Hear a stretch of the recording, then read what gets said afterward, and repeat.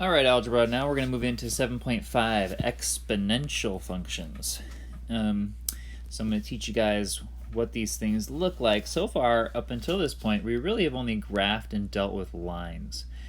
Now we're going to be dealing with curves. So we're going to start getting into some graphs that might look a little something like this, where we have something curving.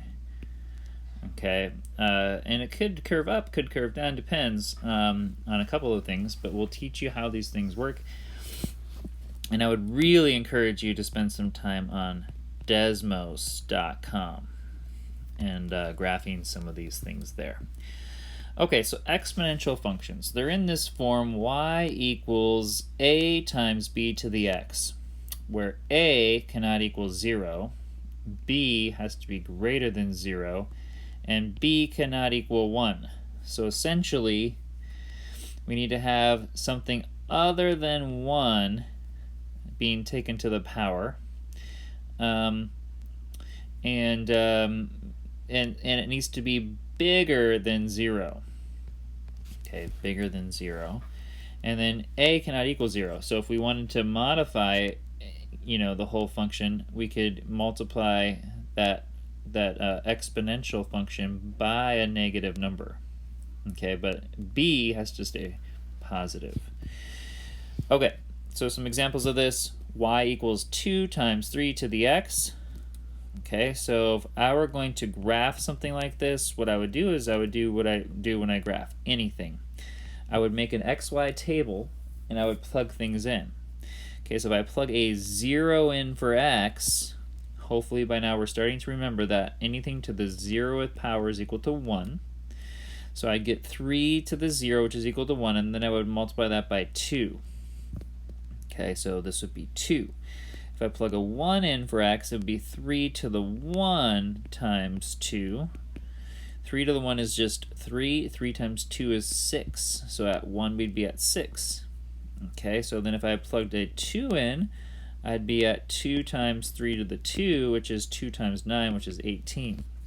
So hopefully what you're seeing here is you're seeing that this graph starts at 0, 2, okay, and then goes up very quickly. Okay, so we have 1, 6, and then we have 2, 18. It would probably be something like this. And then if we go into the negatives, say we had -1, that's 3 to the -1 times 2.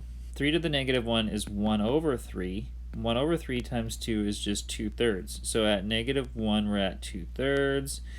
And it just goes down and gets closer and closer and closer to 0, but never crosses this axis, this x-axis, and goes into the negative. Because if I take 3 to any power, even if it's like -100, I'm still going to have some positive value that comes out. Some other examples here: y equals 4 to the x. You don't have to have another term a in front of these things for them to work. And then we have y equals 1/2 to the x. We can have a fraction. That's fine. We just can't have a negative number there. Okay, so the domain is the possible x values. Just a reminder. So on the parent function of one of these, if I have something just like y is equal to 2 to the x, for instance, the parent function is always going to go through the point 0, 1. Okay, because if I plug a 0 in for x, I get a 1 out, right? And then it's going to approach the x-axis, and then it's going to grow exponentially. The domain are the possible x values. I can plug in whatever x value I want into these things. Okay, so for the domain of this thing, for most of these exponentials, is going to be all reals. And the range is going to be, well, at least for the parent function, it would be all the y values where y is greater than 0. Okay, because on this, at least for the parent function here, this thing, in the y direction, which is this direction, right, up and down, this thing will never cross x. So it'll just be the values that are up here, right, that go from the x-axis up. So I'm just saying the y values are greater than 0. Then the y-intercept is the place where x equals 0. Okay, so if I plug a 0 in for x, what I get out will be the y-intercept. All right, and we kind of have that understanding from before. So let's find some of those things, the y-intercept, the domain, and the range for the graph y equals 7 to the x. So for y equals 7 to the x, what I'm going to do is I'm going to plug in a bunch of numbers for x. I'm going to start with a negative, go into the positive. I like to choose -2, -1, 0, 1, and 2 because they're easy. If I plug a -2 into 7 to the x, okay, you get 7 to the -2. When you actually evaluate that, that's 1 over 7 squared, which is 1 over 49. So it's a very small number. If I plug a -1 in, 7 to the -1 is the same as 1 over 7, so that's 1/7. If I plug a 0 in, I get 1. If I plug a 1 in, I get 7. If I plug a 2 in, I get 49. Okay, so if I go to graph this, and I don't know why I don't have a graph here, but at -2, I'm at 1/49th, so I'm way right on the line, essentially. At -1, I'm just a little bit further up, but not much. And then at 0, I'm at 1. And then at 1, I'm at 7.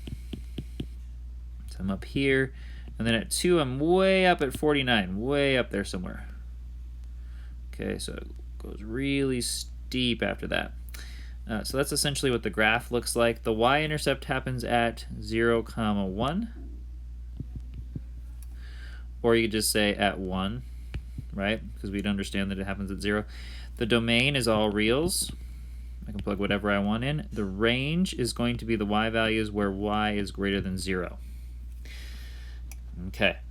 So I have a couple more for you guys, and then we'll get into the homework here. So here's a real-world problem. It says a certain bacteria doubles every 20 minutes.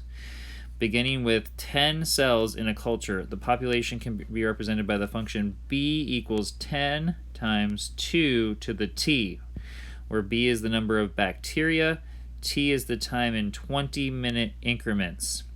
How many will there be after 2 hours? Okay, so if t is time in 20-minute intervals, what I need to do is I need to take 2 hours and figure out how many of those 20-minute intervals I have. Well, there's 3 20-minute intervals in 1 hour. Okay, so in 2 hours there would be 6 of these. So t would be equal to 6 in this case. Okay, so I'm going to say the bacteria is equal to 10 times 2 to the 6th power. And if you do that out, 2 to the 6th power is 64. So 64 times 10 will equal the bacteria. The bacteria equals 640. So these exponentials actually show up a lot when you're studying bacteria and biology. These exponentials also come up a lot in planning for your retirement. It's because your money actually hopefully is going to grow exponentially over time, depending on how you invest it, right? So we'll make some equations for finances as well. So here, you guys, the last thing I have to teach you is how do these things show up on a graph. So identifying exponential behavior. So what you'll notice is and this is the key here, is if the x values go up by a consistent interval. So notice here the x values are going up by 2, right? 2, 2, they're going up by 2. And at the same time, y values are going up by a consistent factor. It is an exponential function.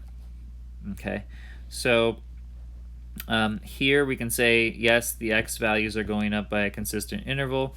And then here it says, are the y values going up by a consistent factor, or can I multiply each one by the same number to get the next? So to go from 3 to 6, I multiply by 2. So can I do that every single time for these? Yes, I can. If I can, this is considered exponential. Okay, so what we're looking for is consistency in the x, and then consistency in the factors or multipliers in the y. So here's another example. We're going up by 3s here each time, so we have consistency. But then here, let's take a look here. What can I multiply 12 by to get 16? Okay, so if you don't know, you can say, okay, well, 12 times x, or 12 times some unknown number, is equal to 16. How do I find that? I take the 16 and divide it by the 12 there, which is what? I think that comes out to 4/3.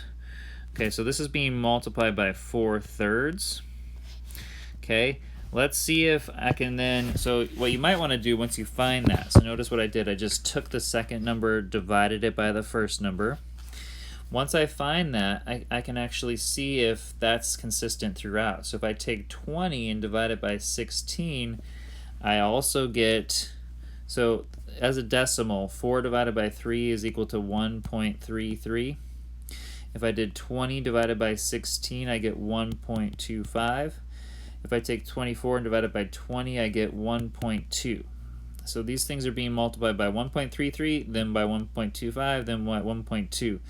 So notice, you guys, that even though the y is going up by 4 each time, the multiplier is changing each time, right? So I can't multiply 12 by some number to get 16 and then multiply that by that 16 by that same number to get 20. Okay, so this is not exponential.